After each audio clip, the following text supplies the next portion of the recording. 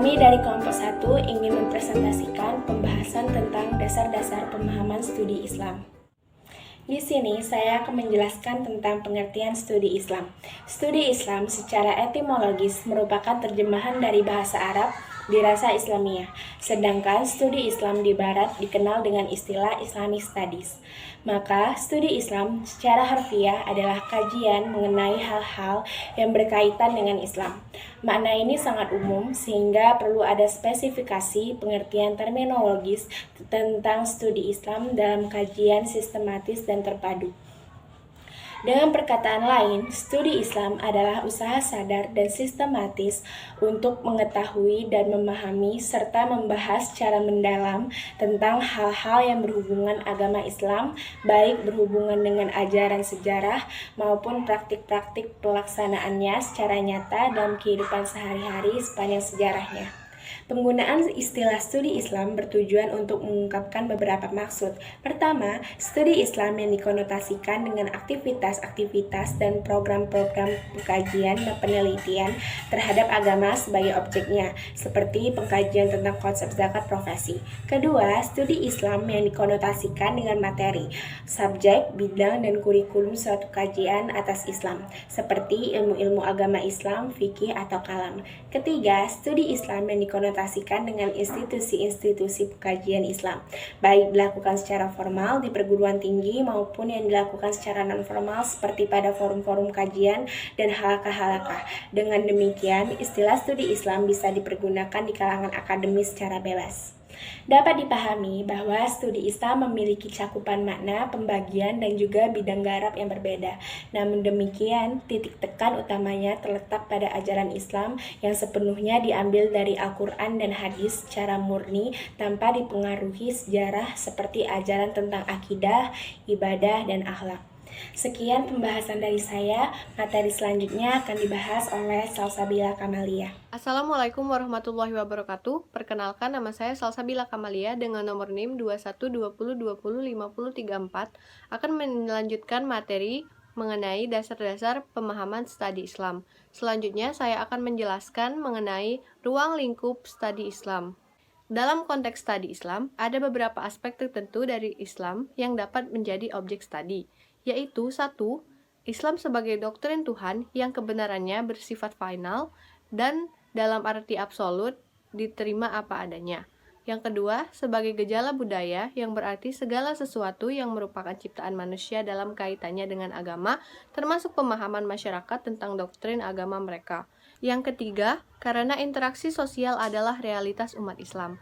Terdapat 3 wilayah keilmuan agama Islam yang dapat menjadi objek studi Islam, yaitu yang pertama, wilayah praktek keyakinan dan pemahaman terhadap wahyu yang telah diinterpretasikan sedemikian rupa oleh para ulama atau tokoh panutan masyarakat. Wilayah ini umumnya tanpa melalui klarifikasi dan penjernihan teoretik keilmuan, melainkan dibutuhkan pengalaman. Yang kedua, teori-teori keilmuan yang dirancang dan disusun oleh para ulama, para ahli, dan para ilmuwan sesuai dengan kajian dan bidangnya masing-masing. Pada wilayah ini, sebenarnya tidak lain dan tidak bukan adalah teori keilmuan agama Islam, baik secara deduktif, yaitu dari wahyu-wahyu, dari teks wahyu-wahyu, maupun secara induktif, yaitu dari praktek-praktek keagamaan yang hidup dalam masyarakat di era kenabian, sahabat, tabi'in, maupun sepanjang sejarah masyarakat muslim dimanapun mereka berada. Yang ketiga, telaah teoritis atau yang lebih populer disebut dengan metadiscourse terhadap sejarah perkembangan jatuh bangunnya teori-teori yang disusun oleh kalangan ilmuwan dan ulama pada lapis kedua. Wilayah pada lapis ketiga yang kompleks dan sophisticated, inilah yang sesungguhnya dibidangi oleh filsafat ilmu-ilmu keislaman. Selanjutnya, objek kajian Islam, yaitu substansi ajaran-ajaran Islam seperti kalam, fikih, dan tasawuf.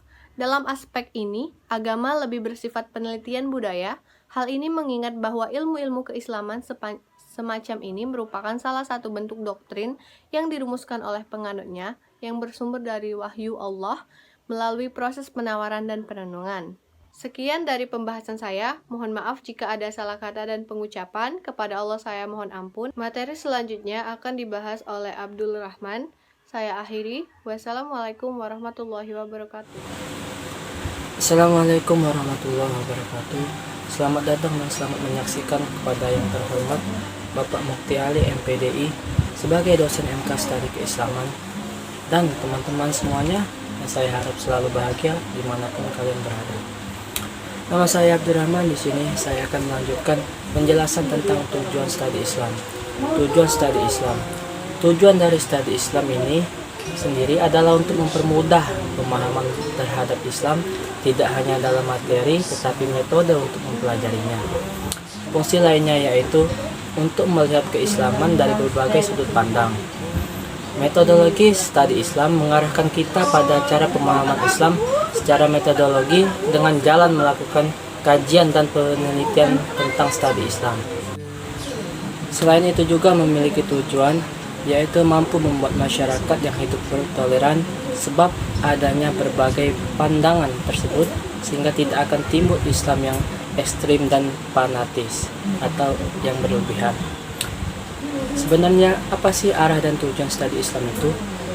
Yang pertama, untuk mempelajari secara mendalam apa sebenarnya hakikat agama Islam dan bagaimana posisi serta hubungannya dengan agama lain dalam kehidupan budaya manusia. Dengan kita menggali kembali hakikat agama Islam akan dapat digunakan sebagai alat analisis terhadap kemacetan atau penyimpangan akal, pikiran, dan budaya manusiawi serta ajaran agama Islam sekaligus. A few moments later. Yang kedua, untuk mempelajari secara mendalam pokok-pokok isi ajaran agama Islam yang asli dan bagaimana penjabaran dan operasionalisasinya dalam pertumbuhan dan perkembangan budaya dan peradaban Islam sepanjang sejarahnya. Yang ketiga, untuk mempelajari secara mendalam sumber dasar ajaran agama Islam yang tetap abadi dan dinamis. Seiring dengan perkembangan zamannya yang berlangsung terus-menerus dan berkelanjutan, permasalahan dan tantangan hidup manusia pun menjadi semakin kompleks dan menimbulkan pertumbuhan sistem kehidupan budaya dan peradaban manusia semakin maju dan modern. Yang keempat, untuk mempelajari secara mendalam prinsip dan nilai-nilai ajaran agama Islam dan bagaimana realisasinya dalam mengarahkan dan mengontrol perkembangan budaya serta peradaban manusia pada zaman modern ini. Selanjutnya, dengan tujuan-tujuan tersebut, studi Islam diharapkan akan bermanfaat bagi peningkatan usaha dan pembaharuan kurikulum pendidikan Islam pada umumnya. Dalam usaha transformasi kehidupan sosial budaya serta agama umat Islam sekarang ini menuju kehidupan sosial budaya modern pada generasi yang akan mendatang, sehingga misi Islam sebagai rahmatan lil alamin akan terwujud. Demikian sedikit penjelasan dari saya. Kurang dan lebihnya saya mohon maaf. Pada Allah saya mohon ampun. Terima kasih. Wabillahi taufiq wal hidayah.